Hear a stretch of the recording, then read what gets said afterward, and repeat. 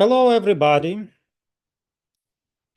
In the previous video, we have discussed the Russian narrative that claims that the 2014 Ukrainian revolution was organized by the West.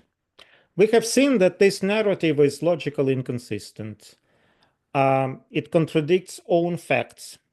We have analyzed that narrative from the point of view of realpolitik. But this discussion has been incomplete. We also must examine the arguments that Russia presents as proof, as evidence of its viewpoint. And not only Russia, but also some commentators in the West. So today, in this video, I will analyze the 5 claims, the 5 pieces of evidence, and analyze them with logic, reason, and common sense. Let's begin. Proof number 1. Who benefited? The argument is simple. The United States benefited from Maidan, so the United States must have organized Maidan. This is the classic misuse of the qui prodest argument, the question which is asked in criminology to figure out who committed a crime. This question allows you to narrow down the list of suspects, but not to establish who the actual criminal is. Because, let me give you an example. Let's say, God forbid, an earthquake happens in some country. Let's say well, I will not name the country. I'm superstitious. And you have construction company. You own a construction company. Then you send your people, you send your company to help rebuilding that country, and you make money. It is obvious that you are benefiting from that earthquake, but it doesn't mean that you have produced the earthquake, right? Because benefit does not imply causation. And now, if we apply this qui prodest or qui bono argument honestly, then the country that benefited the most from Maidan was Russian Federation, because Russia used the temporary power vacuum in Ukraine to seize Crimea. And it was a massive territorial gain. It was a massive military gain because Crimea is situated so nicely in the middle of Black Sea. It is an ideal place for the military base, for the navy. And it is also a huge symbolic gain for Vladimir Putin. Meantime, the United States gained nothing at all. No territory, no resources, no military bases. Now, allegedly, you can say that the West could have appointed its own government, so that was the gain. The United States gained political control over Ukraine. But this effect lasts only until the next election.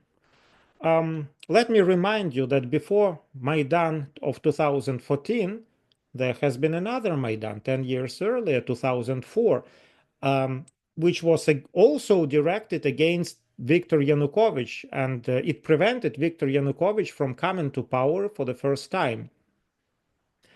All right, so again, in 2004, Russian media claimed repeatedly that Maidan was organized by the West.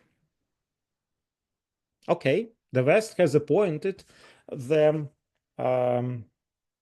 third president of Ukraine, Viktor Yushchenko, as a result of 2004 Maidan. So what? Viktor Yushchenko lost power in the next election, 5 years later, 2009, when Viktor Yanukovych was elected.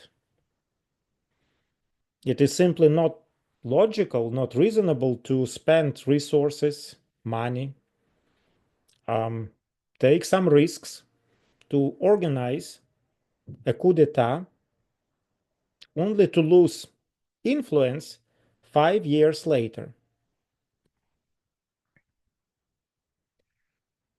So no, the United States didn't gain anything.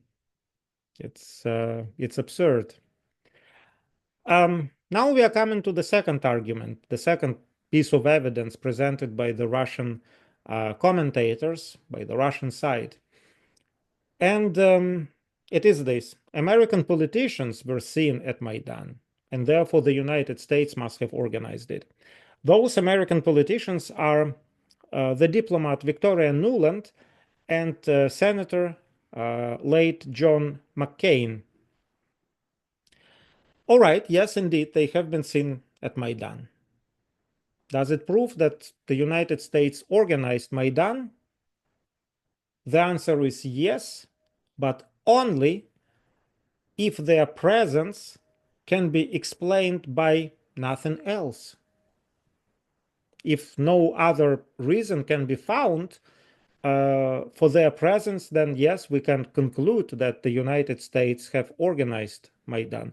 But this is not the case. Here I have two things to say. The first thing is that their presence can be used as a proof of the opposite, that the US did not organize Maidan, because if the United States, let us assume, if the United States had secretly orchestrated the popular uprising in 2013-2014, then sending the two high-profile politicians into the crowd would be the worst possible move. It would be the stupidest move the United States Secret Services could have made, because covert operations require deniability. They require invisibility. They require minimal footprint. They are secret. Instead, we see cameras, we see journalists, we see two very recognizable American politicians, and this is not how orchestration behind the scenes works.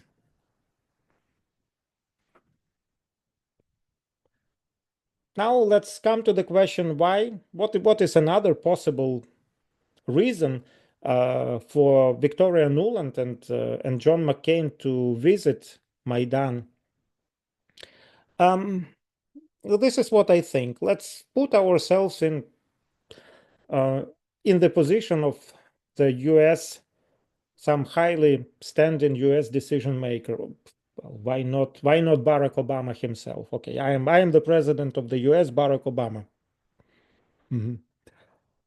So what I see a massive protest unfolding in Ukraine.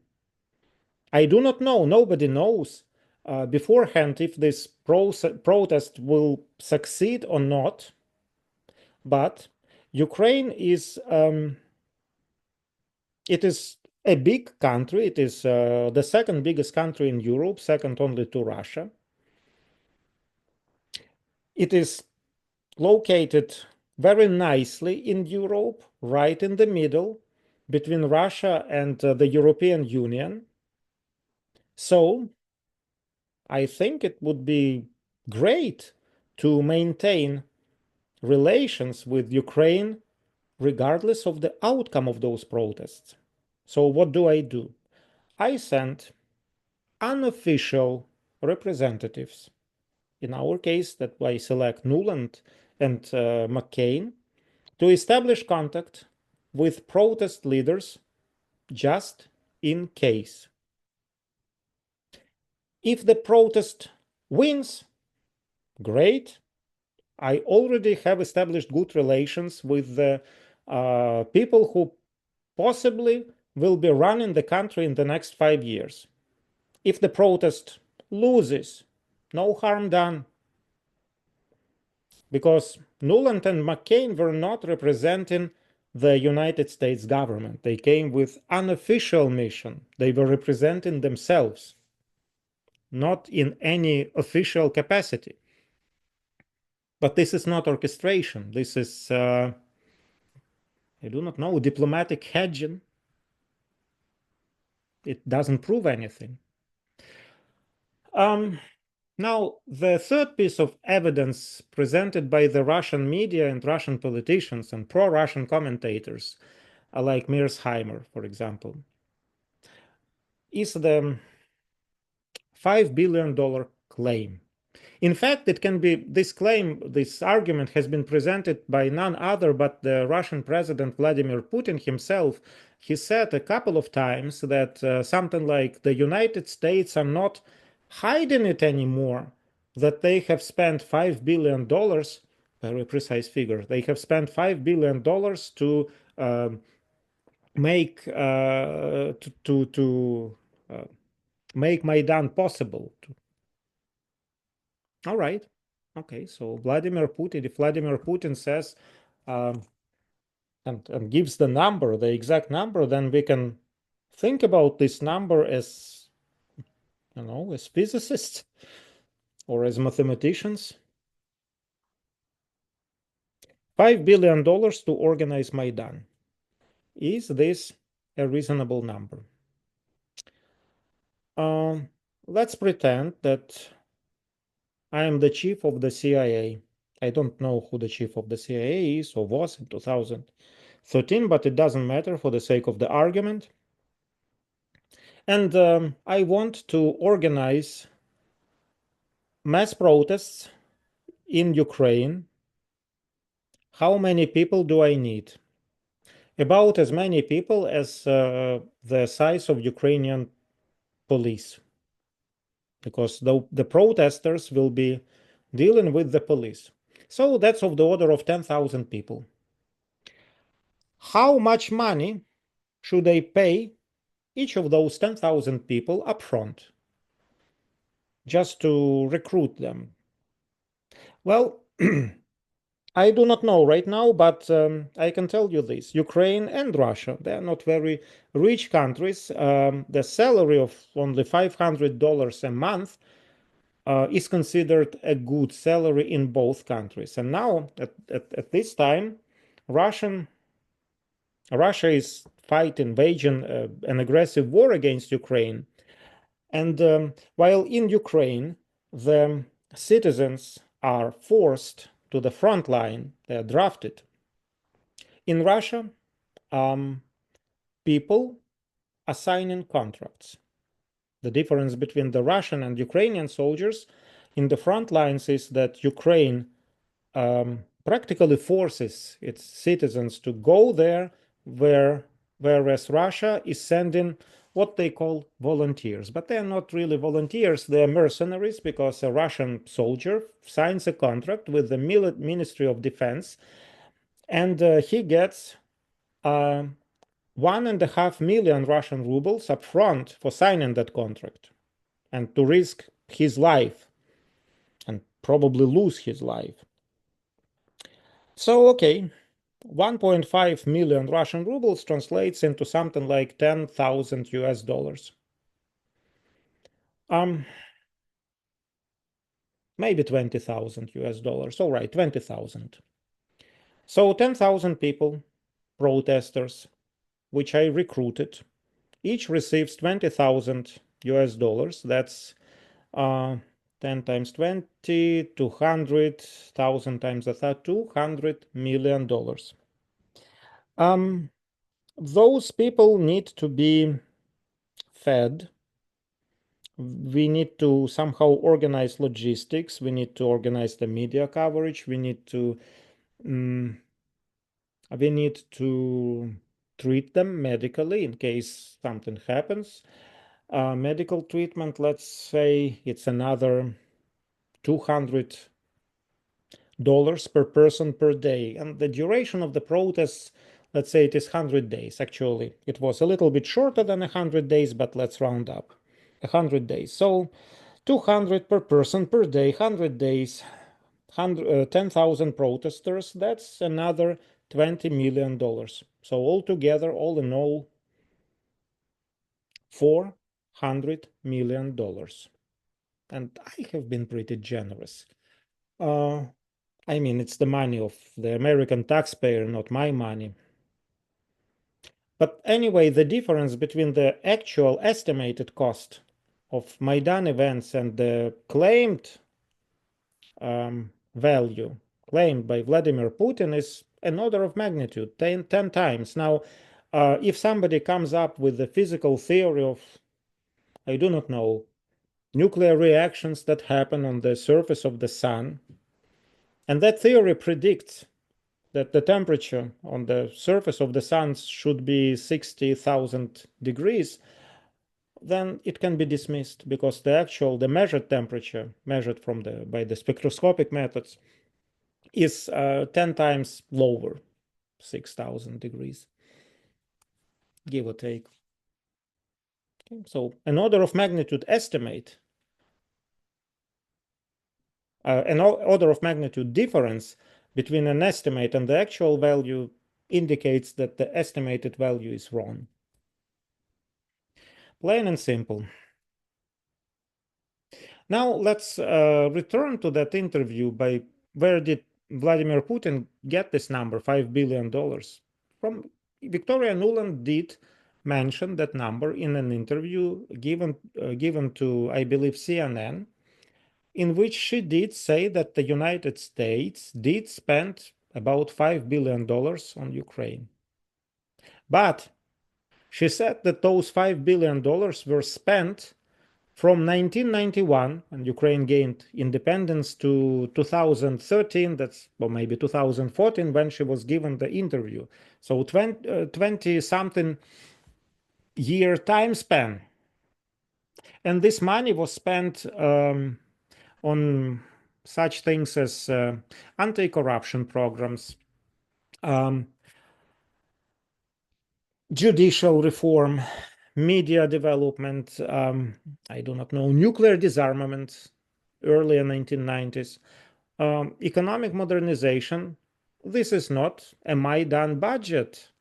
It is a 20-something year development budget across 5 US administrations, right? There has been George Bush twice, Bill Clinton, George Bush Jr., Bill Clinton, George Bush Sr., Bill Clinton, George Bush Jr., Barack Obama. Okay, four administrations. Okay, I'm missing somebody. I forgot, but so 20-something years. Anyway, the $5 billion over 2 decades is not a proof of a coup, because the United States has been helping other countries, other developing countries, just like Ukraine. I do not know, Poland, Georgia, Kenya, Tanzania, Tunisia, Indonesia, and God bless America for that. But it is not the proof that the United States organized the Maidan of 2013. Now we come to the fourth argument, the Nuland-Pyatt phone call. Victoria Nuland and Jeffrey Pyatt are two US-American diplomats, and their phone conversation was intercepted by the Russian secret services, and this phone conversation is presented as a smoking gun of Western orchestration of the Maidan 2014. But if you listen carefully or read the transcript, which is published, can be found easily on the internet, in that conversation, Nuland is evaluating Ukrainian political figures, Maidan leaders. She is guessing who might be competent or viable. She is uncertain. She is thinking aloud together with Jeffrey Pyatt. Now, if the United States had organized Maidan, she would have known all of this before the revolution. She would not have to figure anything out because she would have had this information already. This call shows that she was analyzing the leaders of Maidan during Maidan, but it also means that she did not appoint them before Maidan. Maidan happened, in other words, Maidan happened independently of Victoria Nuland or Jeffrey Pyatt or anybody in the US administration. There is another point that I would like to make about this. Let me remind you that this call was intercepted by Russian intelligence.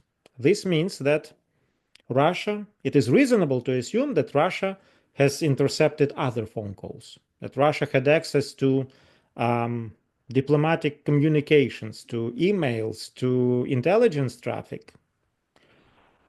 And yet Russia presents this particular phone call as evidence. What does it mean?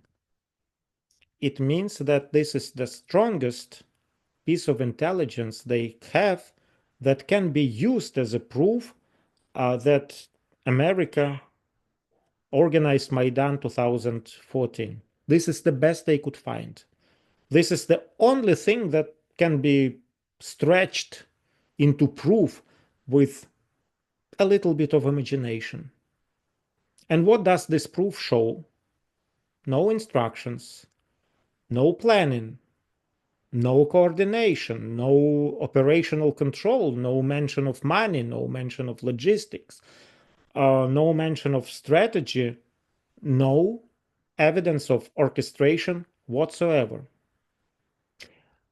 In other words, this proof is an extremely weak proof. You can take it as a proof only if you want to use it as a proof. And Russia uses this argument as a proof not because it is strong, but because it is the only thing Russia has. If Russia had the real evidence, phone calls, emails, documents, anything, then Russia would have published those pieces of evidence already. Russia has not done it because those pieces of evidence do not exist. And this transforms this Nuland Pyatt call from the supposed smoking gun into a demonstration of absence of evidence. Finally, argument number 5. Senator Robert Kennedy Jr. stated repeatedly that the United States was behind the Maidan events, the illegal overthrow of government in a coup d'etat in 2014. Senator Robert Kennedy is a high-standing American politician. If he says it, then it must be taken seriously because he probably has revealed the insider information.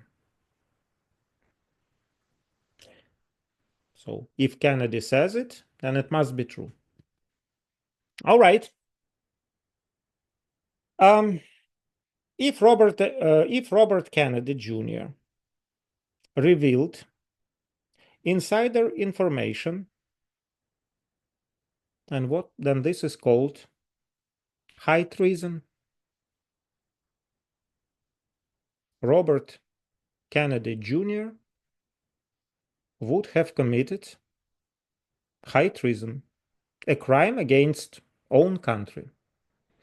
then he would have to be investigated, prosecuted, face legal consequences. None of that happened. He is, if last time I checked, and it was long ago, he is appointed as the Minister of Health of the United States, taking care of the health of the American public, doing good job protecting the US public from the vaccines.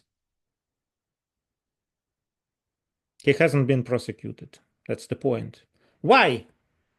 Because he did not reveal any classified information. He simply expressed own opinion. And expressing an opinion, no matter how strange, uninformed, it is not a crime.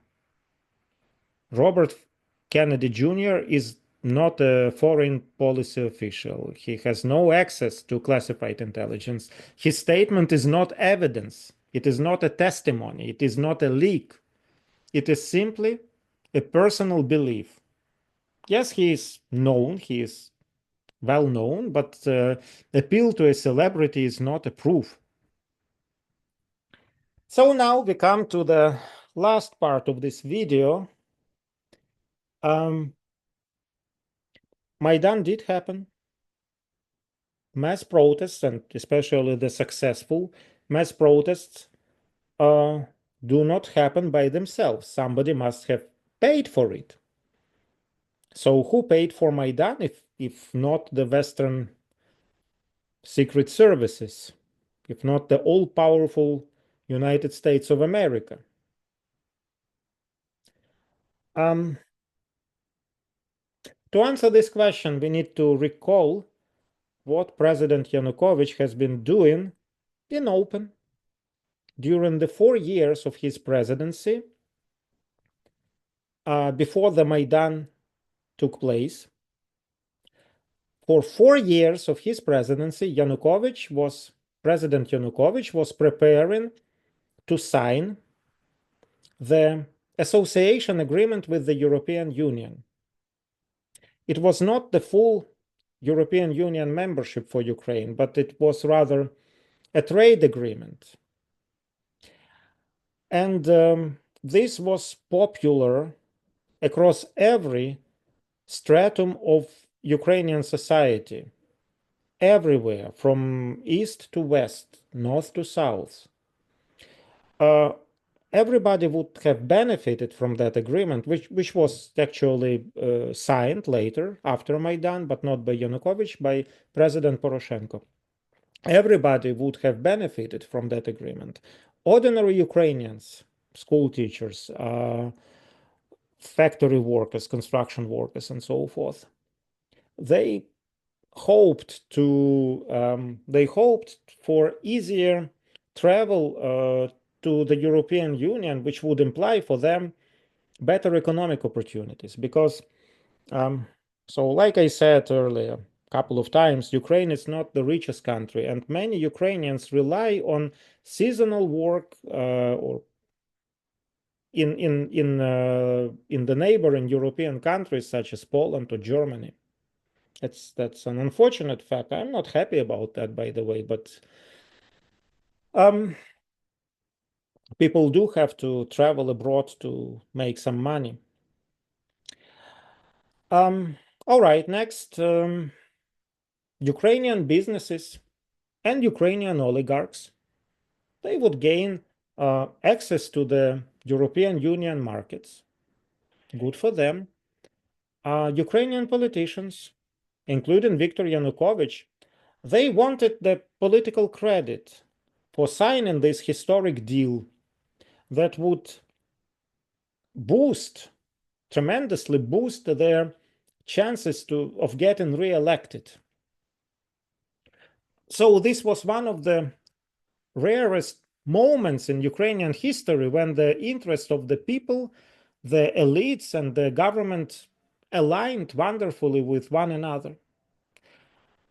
So Viktor Yanukovych has been negotiating with the European Union about the details of that agreement. And he went to Vilnius in November 2013 to finally sign it. And the entire country was watching him with hope and anticipation. And then, at the very last moment, he refused. To say that it was a disappointment for everybody in Ukraine is to say nothing. It was a huge national shock.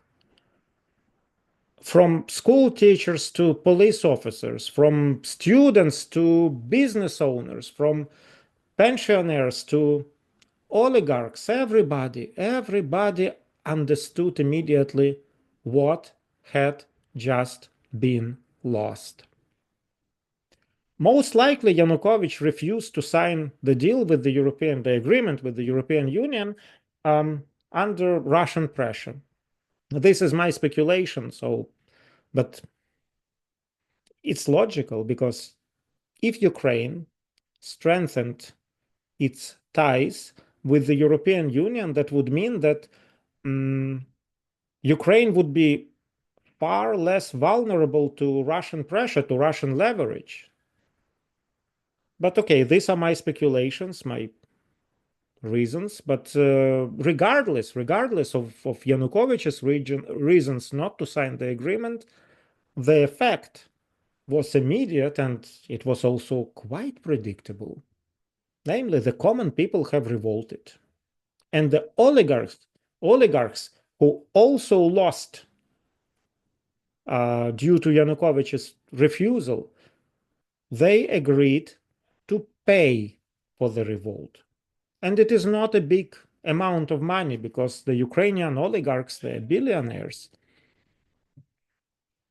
They can afford spending a few $100 million to gain a few $1 billion later on. For them, it was an investment.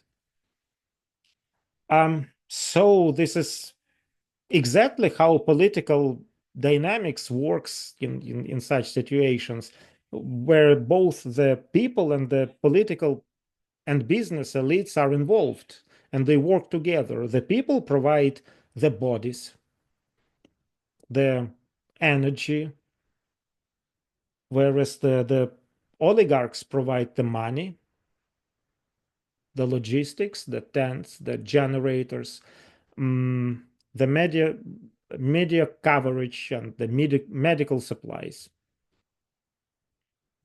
And this explains every known fact about Maidan. It explains why Maidan was so successful, why it erupted so quickly, why the movement was so large, why the logistics was robust. And it also explains why Russia could not produce any evidence of Western financing, because there was none. Maidan was a purely Ukrainian event. It was done by the Ukrainians and funded by the Ukrainians. In other words, it was a Ukrainian revolution. Anyway, the narrative that the West organized Maidan,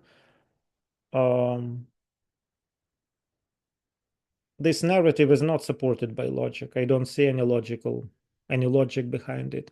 It is not supported by the facts. It is not supported by the political science reasoning. It is a story, a convenient story, but not the true one. If you think that I have missed something, if you have an alternative explanation of these events, I will be very much interested in hearing your opinion. Please share your opinion in the comments section. Thank you for watching. Goodbye.